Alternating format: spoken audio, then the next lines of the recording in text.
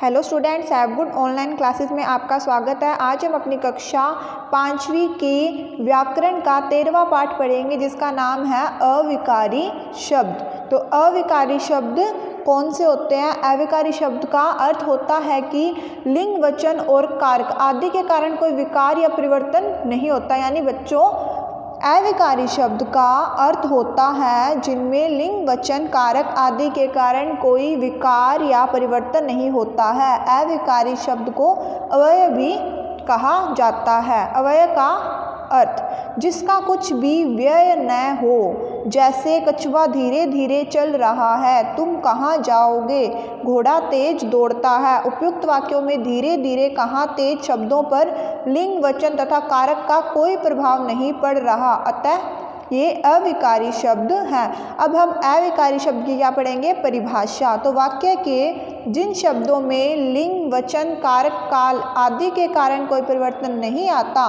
उन्हें अविकारी या फिर अव्यय शब्द कहते हैं। अब अव्यय के भेद। तो अव्यय या अविकारी शब्द के मुख्य रूप से 4 भेद है। अव्यय को अविकारी शब्द भी कहते हैं। तो इसके कितने भेद है? 4 भेद है। पहला है क्रिया विशेषण, दूसरा है संबंध बोधक, तीसरा है समुच्चय बोधक, चौथा है विस्मयादि बोधक। तो सबसे पहले हम पढ़ेंगे क्रिया विशेषण। तो इसकी परिभाषा पढ़ेंगे। क्रिया शब्दों की विशेषता, रीति, स्थान, समय या परिणाम आदि। तो क्रिया शब्दों की विशेषता प्रकट करने वाले शब्द क्या कहलाते हैं? क्रिया विशेषण शब्द कहलाते हैं। जैसे राहुल तेज दौड़ता है, मोनिका बहुत बोलती है, आज विद्यालय खुला है।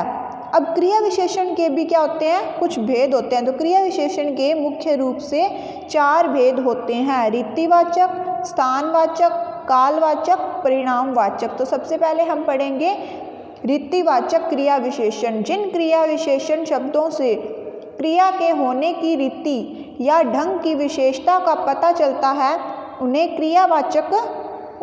रीतिवाचक क्रिया विशेषण कहते हैं। जैसे यह खबर कानों कान फैल गई।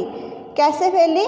कानों कान। घोड़ा तेज दौड़ता है। कैसे दौड़ता है? तेज। वह बहुत सुंदर है। कैसे दिखती है? सुंदर। तो इन सभी वाक्य में कानों कान, तेज, सुंदर शब्द रीतिवाचक क्रिया विशेषण है। ये क्रिया फैल गई, दौड़ता तथा दिखाती की रीति, तरीका या ढंग का बोध करा रहे हैं। दूसरा है स्थानवाचक क्रिया विशेषण। तो स्थानवाचक क्रिया विशेषण क्या होता है? जिन क्रिया विशेषण शब्दों से क्रिया की स्थान संबंधी विशेषता का पता चलता है उन्हें स्थानवाचक क्रिया विशेषण कहते हैं। जैसे सड़क पर दाएं बाएं देखना चाहिए। तो इनसे क्या हो रहा है? इस वाक्य से क्या पता चल रहा है? क्रिया विशेषण शब्दों से क्रिया की स्थान संबंधित स्थान का पता चल रहा है। कहाँ देखना चाहिए? दाएं बाएं।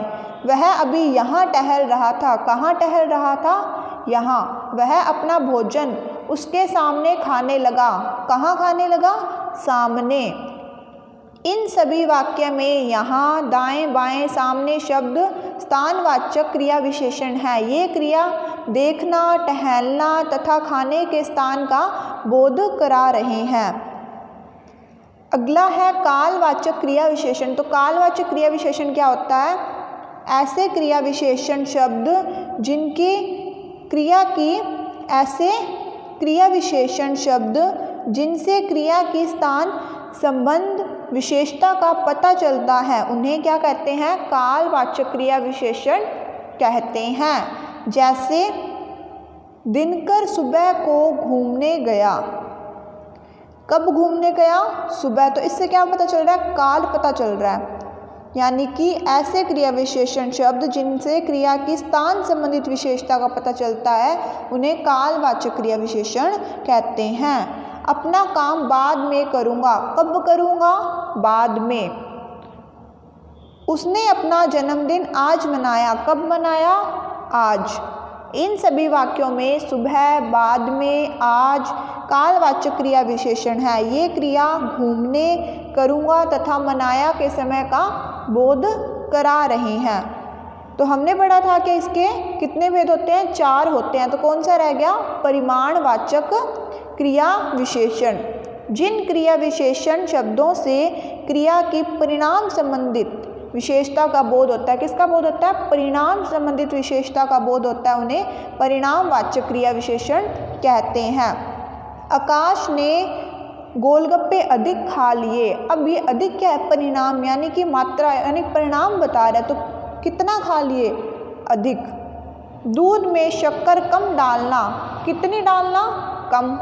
मेरा भाई थोड़ा छोटा है, कितना छोटा है, थोड़ा, तो ये परिणाम बता रहे। तो इन सभी वाक्यों में अधिक, कम, थोड़ा परिणामवाचक क्रिया विशेषण है। ये क्रिया खा लिए, खा लिए, डालना, छोटा के परिणाम का बोध करा रहे हैं। तो ये हमने क्या पढ़ा, ये हमने पढ़े क्रिया विशेषण के भेद। क्रिया विशेषण के कितने भेद थे, 4 भेद थे, रीतिवाचक, स्थानवाचक, कालवाचक और परिणामवाचक। तो कल हम पढ़ेंगे संबंध बोधक, समुच्चय बोधक और विस्मयादि बोधक। तो आज के लिए सिर्फ इतना ही। Thank you students, have a nice day.